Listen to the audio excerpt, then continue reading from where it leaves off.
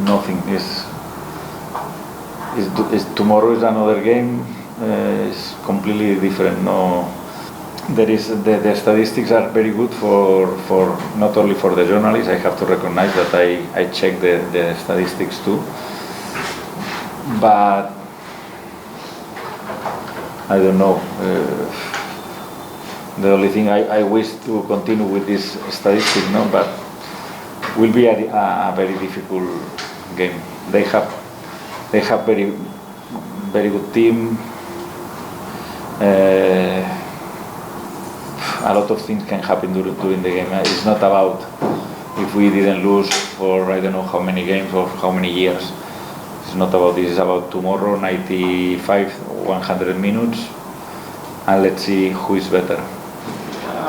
Because we have a very good coach, and also we have a very good players, experienced players who played before in the ISL, especially Odai, Sandesh.